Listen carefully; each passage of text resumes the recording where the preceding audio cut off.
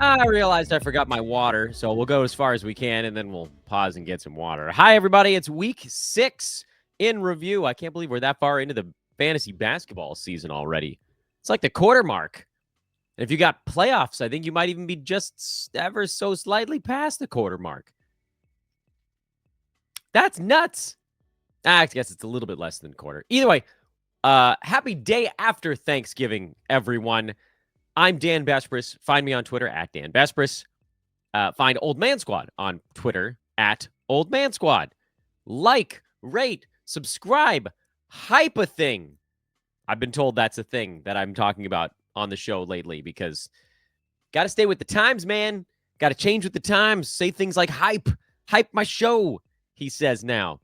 But mostly I just want you guys to subscribe. That's the big one. Let's talk week in review. What happened here on week 6? We'll throw it up on the screen. This show, by the way, brought to you by FanDuel and the FanDuel Sportsbook, as well as the Believe Network O podcasts. As I say, in general, anything we do here, we pretty much do sooner over on social media. So what we're going to throw up on the screen is the thread that I put together about 15, 20 minutes ago before going on air. I find this to be just a very efficient way to do not the bare minimum amount of work, because obviously I got to go through and I got to look at every single player in the NBA every week, but like the bare minimum of creating graphics, if you can even call it that. Let's talk about the ads of the week, and I've rearranged the order of them so that the newest ones are on top. I don't know why I didn't do that sooner. Newest ads, those ads for week 6 only, Noah Clowney and Jay Huff. The ads from last week, and again, we'll talk about this in a second, so don't get your panties all in a twist. Cam Johnson and Keegan Murray.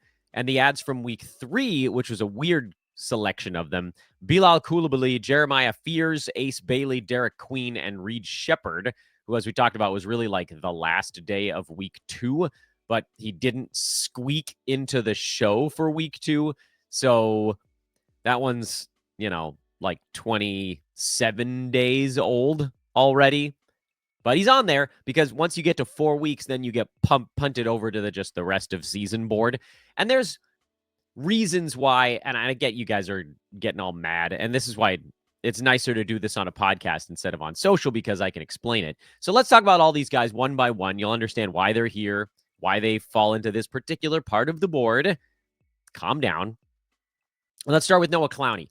So you guys know I'm not a huge Noah Clowney guy. I'll kind of open it up by presenting it like that. But of late, he has been pretty good. He's top 70 over the last 2 weeks.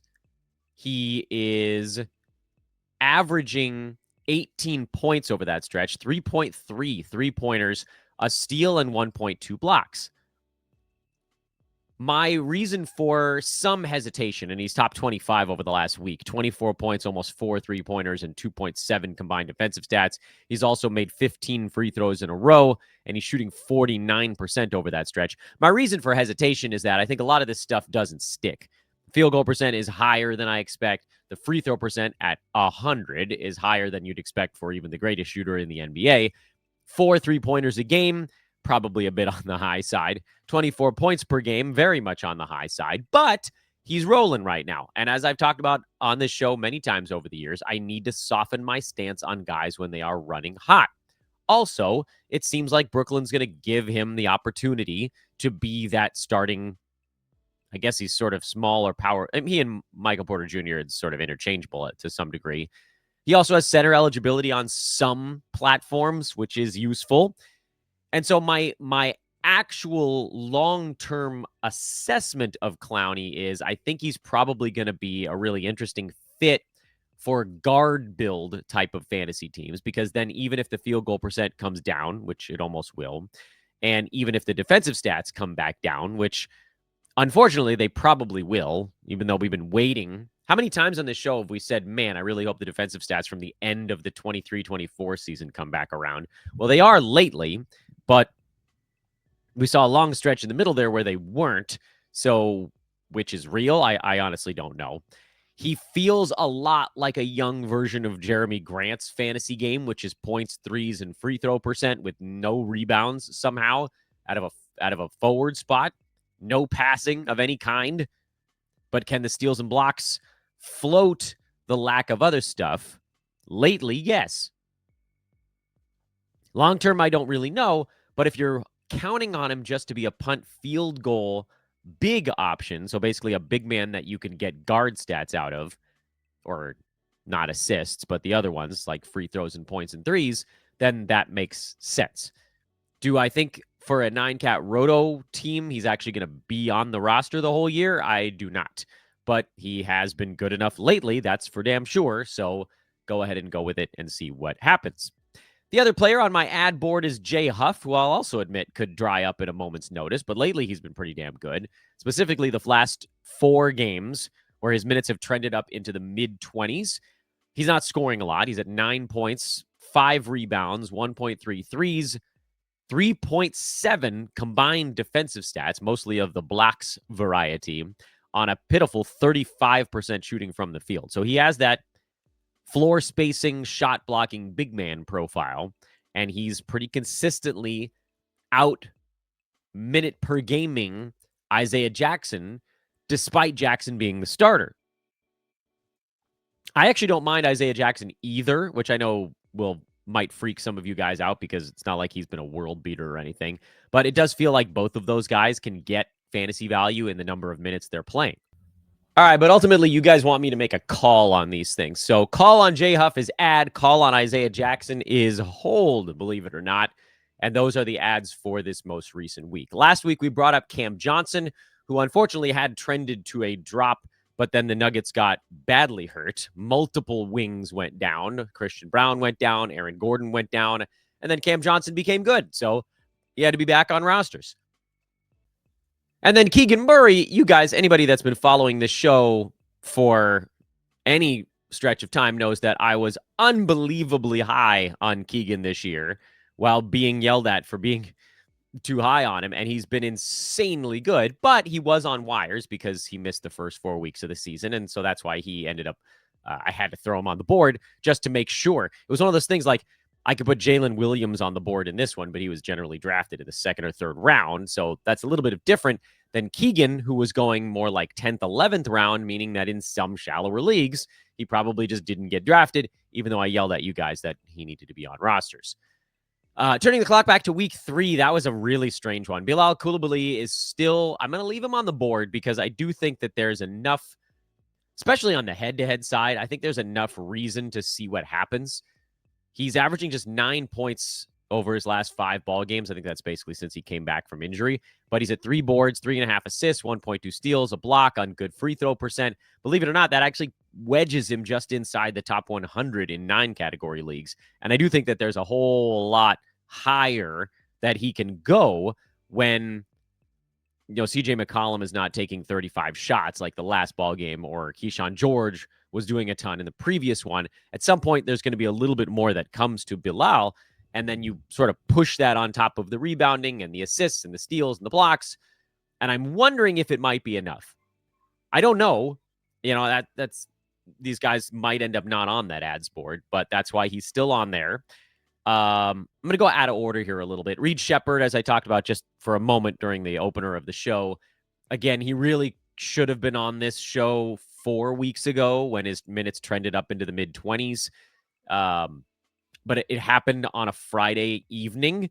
So I had just done the weekend review show. I was like, damn it, Reed Sheppard should have been on that one. But then we had to wait all the way until the next Friday to get him onto this particular board. Now that we talked about him on Saturday. We talked about him on Monday. We talked about him anytime we could. But for the weekly shows where I need to be consistent and track this board, he didn't actually make the Friday show until the 3rd Friday of the season.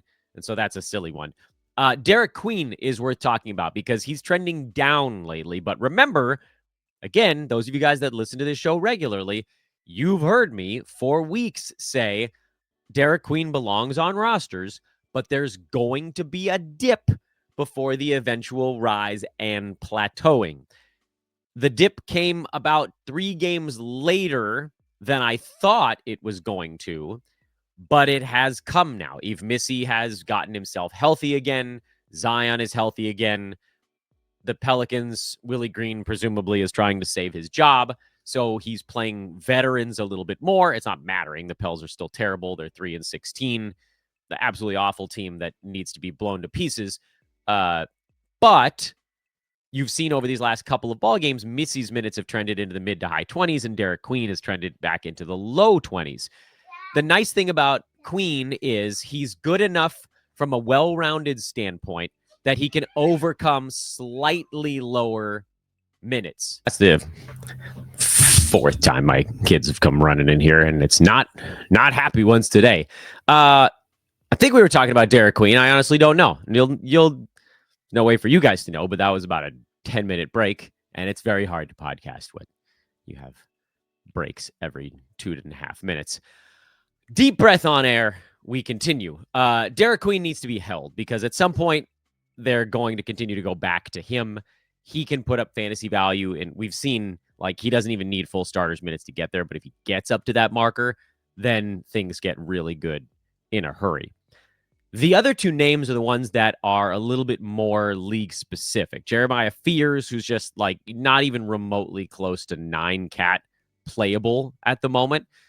But I do think he belongs on rosters because of it's really just about like, what can a guy do? And for Fears, he can be a steals specialist. He can score. We've seen him do enough things to where he belongs on punt build rosters. I also think that his free throws will probably be better than 70% long-term, which is what they've been over the last couple of weeks. So let's assume that the scoring continues, that some combination of rebounds and not a ton of assists, but a few assists, but high steals. There's a little bit of a Jalen Suggs, not this year, but earlier Jalen Suggs thing going on. And you kind of just have to ride that out if you're in head-to-head. In Roto, again, probably doesn't belong on rosters. I don't know that there's a combination of his stats that we can get to that will actually get him to 9-cat top 100 rank. It just doesn't seem feasible, especially if guys come back for the Pels at some point. But again, like I'm trying to do these shows in a way that covers as many formats as possible. And so head-to-head, but not Roto, that's fine. And then finally, Ace Bailey, who's similar to Jeremiah Fears in where I think he belongs. Bailey is top 100 over the last 2 weeks. His field goal percent has been better than Fears, but the other stuff has actually been oddly similar. Decent steals, some threes. He actually has more threes. Fears has more assists than Bailey. But otherwise, there's a lot of similarity there. And you figure there are going to be some pretty big ups and downs. But just like with Fears, I don't know how you create a pathway for Bailey to be a consistent top 100 play unless his usage trends way, way up, which is possible. It might go that way. If Markkanen starts to miss any time, if Kyshawn George has to miss any time, you're going to see a lot of usage get shoveled onto Bailey as kind of the next man in line. And that's going to be a guy that you'd want to use in potentially all formats. But I think right now, head-to-head probably takes the cake, and that's enough. Next thing on the board is the rest of season guys. We cover those every week, but there are no new ones on this, so I think we can just flash past it. The names were Aaron Gordon, Ryan Kalkbrenner, Kyshawn George, Jabari Smith Jr., Quentin Grimes, PJ Washington, Cedric Coward, who I know has been slumping, but as I've said on this show, I think you need to hang on to Coward and try to see him through this slump. And then Russell Westbrook, who's points league only for the year, but with Domantas Sabonis out, can be a 9-category guy. Let's talk injury replacement names, and there are many of them. Grayson Allen remains, once he comes back, the only 3-burger guy as a guy inside the top 50 consistently as his team is currently built, but he's out. He's been out for about 2 weeks now with that quad contusion. I got to be honest with you guys. I thought he would be back by now, but he isn't. So we will continue to wait on that. Kelly Oubre, same story. Didn't think he'd be back by now because hyperextensions tend to be a little bit more finicky than contusion, but you just never really know like when a deep bruise is actually going to repair itself. So when Oubre comes back, he should be a 2-burger guy. I know it's carrots on the screen. Burgers, carrots are all the same for me. It's just about how good they can be.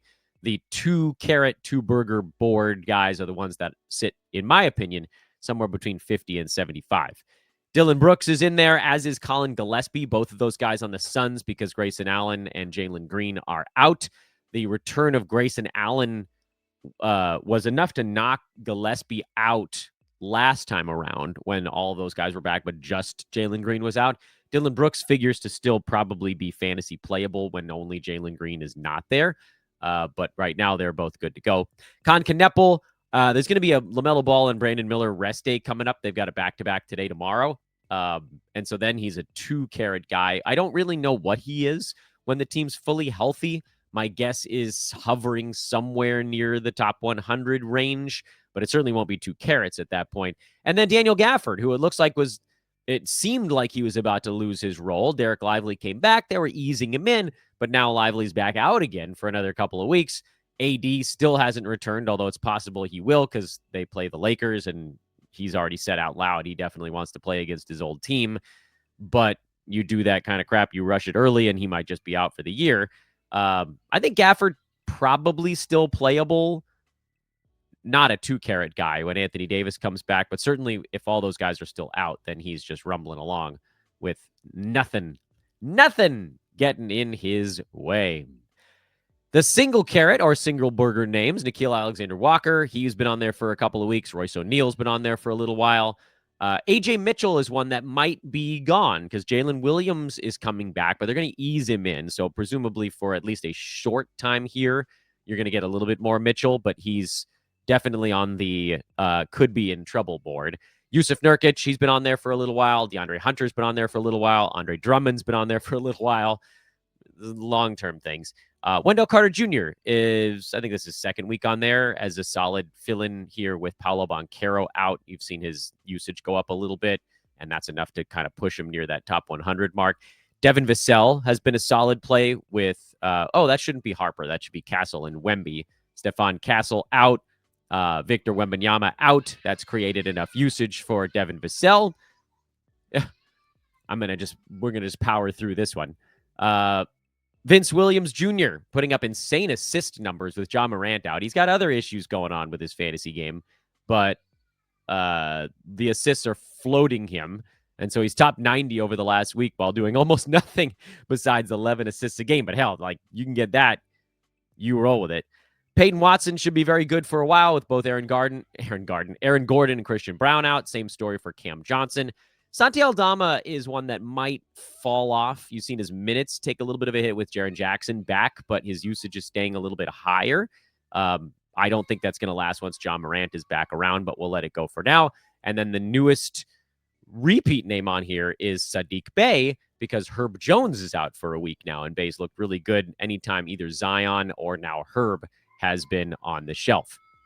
And then we segue into the other names. These have been separated in the burger board, which I'll tell you about in just a second, into guys that we're kind of assessing or guys that I think can be kind of like solid head-to-head schedule play type dudes. I think the guys that fall into that category on this list are Jalen Tyson, Jordan Goodwin, and Luke Cornett, who have been, in Tyson's defense, pretty consistent. Goodwin and Cornett a little bit less consistent, but good enough to use on a regular basis in head-to-head.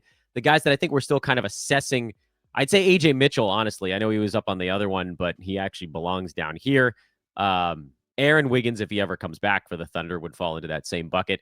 With Steph out, we're taking a look at Brandon Podziemski, Moses Moody, and Will Richard. That's kind of like an important thing buried in this super long list of names. If any one of those guys can be useful, Steph's supposed to miss a week and a half with his contusion, but we've seen the Grayson Allen one stretch into 2 weeks and beyond. And yeah, you've got some NBA Cup stuff that could kind of throw a wrench into how much or how little you get out of these guys. But it's very possible that one of those three can kind of move maybe a little bit above the cut line. So keep an eye on those guys. They're kind of big watch list things going on right now. Julian Champagnie, it seems like he's probably playable with all the guys out for San Antonio. I like what he's done over the last week with mostly boards and threes and a little bit of defensive stats, but that's been good enough.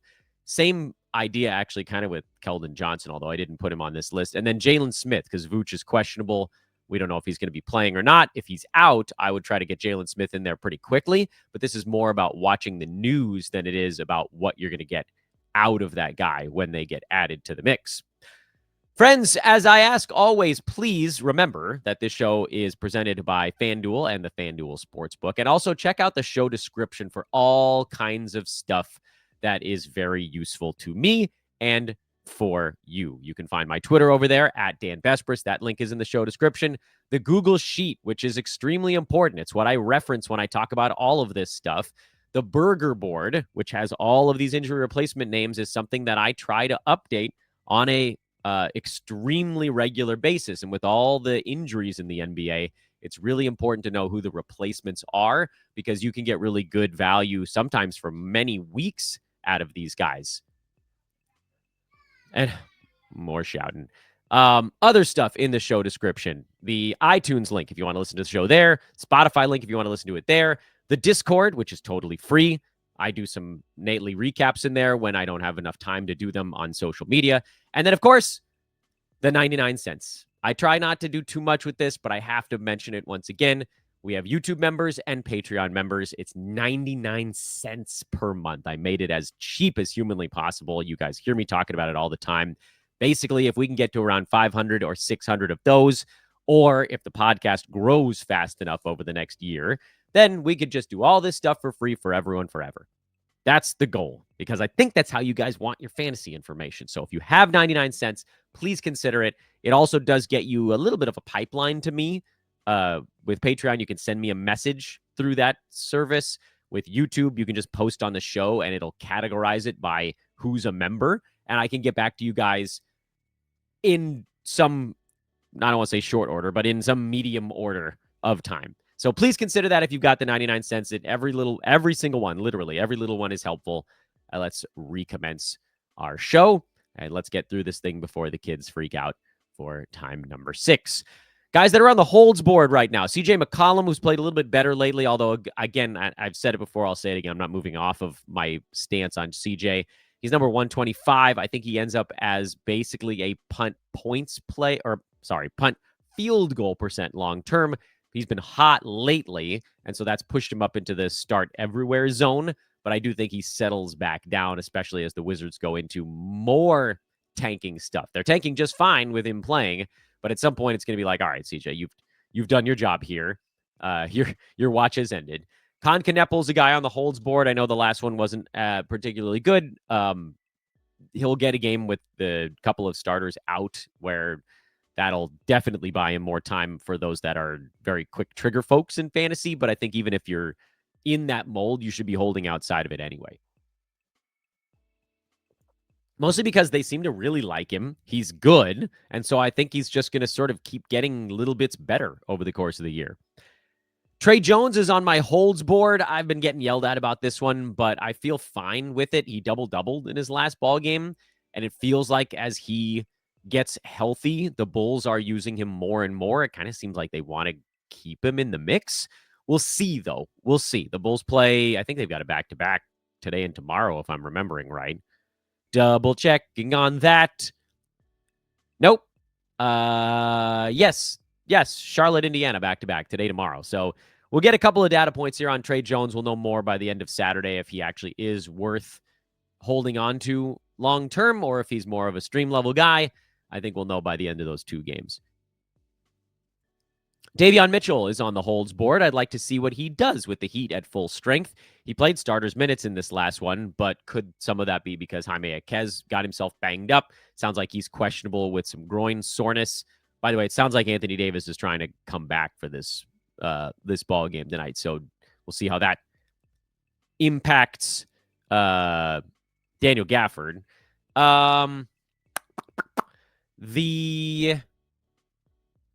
The Heat, I mean, one of the things I'm worried about is that with Hero and Norman Powell and Wiggins all in there, does Davion Mitchell even get to shoot at all?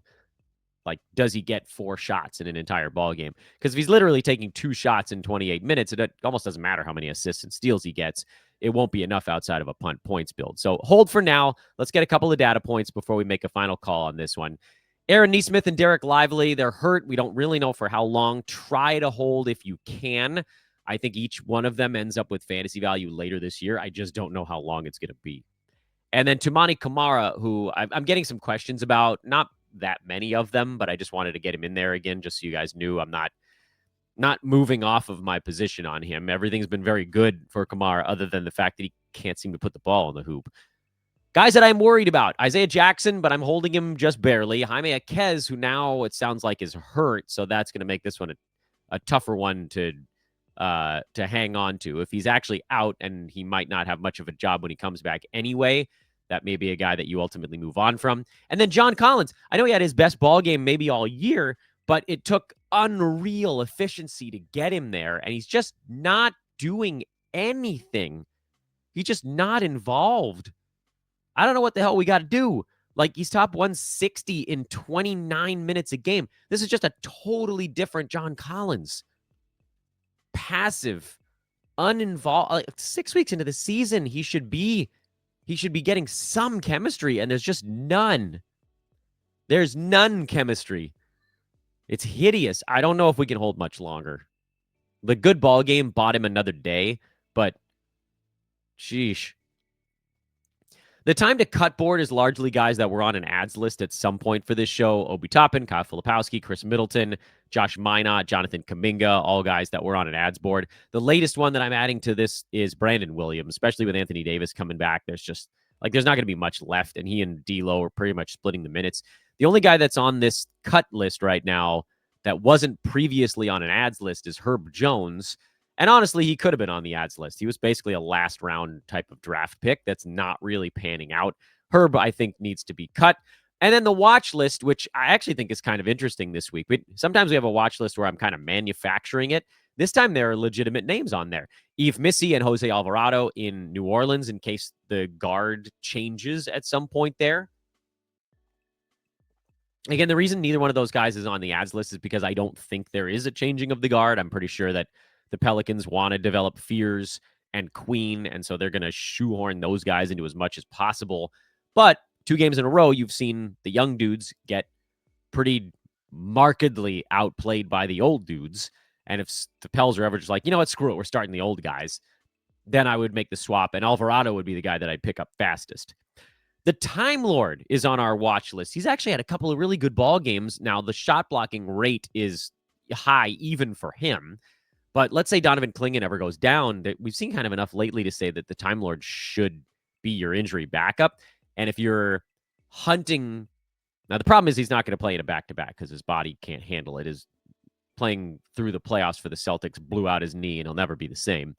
But if you just need a one-day, like a Sunday kind of stream one week, and you're hunting blocks, he ends up being kind of interesting.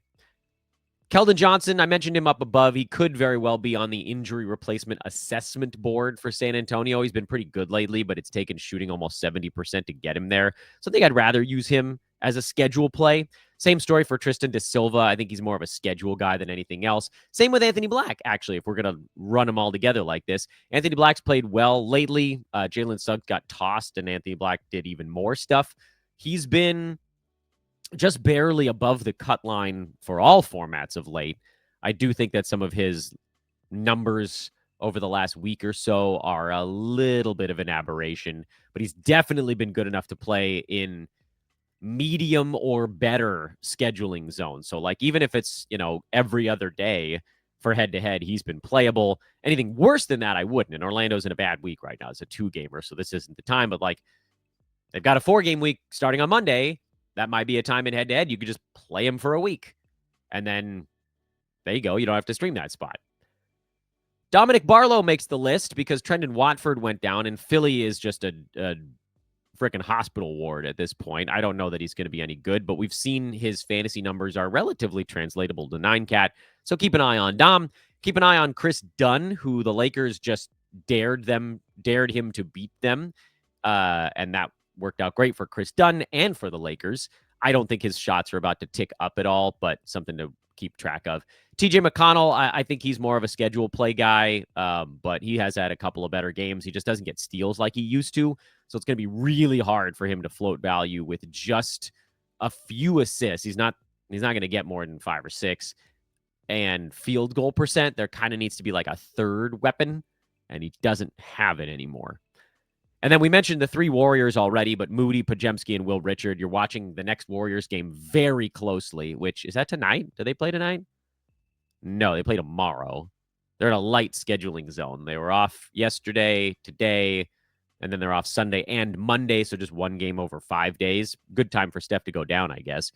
But one of these guys might do something, and we might end up picking up the wrong guy because the Warriors' game is against a bad opponent. They've got the Pels, so it's going to be a high-scoring game. And then you might see all three guys put up numbers, and everybody gets added, and then they play the Thunder, and they might all be terrible. So you're going to have a weird back and forth here coming with the Warriors, but we'll try to figure out which of those three guys makes the most sense. Ayo Dosunmu makes the list because he's starting for Chicago, and we'll see if that sticks, but typically he needs to be more of the ball handling dude as opposed to more of a spot-up guy to have value. Jordan Walsh continues to make the list mostly as a schedule play, and then Keon Ellis had 6 defensive stats for the Kings in their last ball game. Do we see Sacramento start to pivot in a different direction? Probably not without a trade, but you never know, so we'll just keep kind of one quarter of one eye on Keon. And that is the show because the wrap-up is just me promoting more of the things that I do for free, which is basically all these podcasts. So if you're watching it on YouTube, please hit the like button. If you're listening, however you're taking to the show, make sure to subscribe on your way out. Please follow at Dan Bespris over on social media. I always wonder if anybody does the things that I ask for at the end of a program. Show me that you can do those things. Hit the like button, subscribe, follow Dan Bespris. And again, if you have 99 cents, it might not feel like it matters, but it matters to me. It matters to the Old Man Squad because that allows me to keep building this program, which is also getting a lot of other hosts paid for the stuff that they do on their own podcast feeds, on the YouTube feed, whatever. That's the main premise behind the Old Man Squad Network, is to get everybody out there. We are not gatekeeping here, other than I need to make sure that you guys actually have. We're not going to put you on the network if you don't know how to play fantasy basketball or fantasy sports in general. But if you're good at what you do, we're going to get you out there. And Old Man Squad is not going to make you toil in the trenches for 3.5 years while wondering if we'll ever see 85 cents. What you earn, you get. Seems simple, sometimes not so simple. Thanks for watching. Thanks for the 99 cents. Thanks for subscribing. Thanks for following on social. This was a weird one. We're going to get through this first school break. I can hardly wait for winter. I'm Dan Bespris, and I'll see you guys tomorrow when we'll break down the hot ads of the week that we've been doing every Saturday, and it seems like you guys like it. And Kingy will have your review. Don't forget about that one. Okay, bye-bye.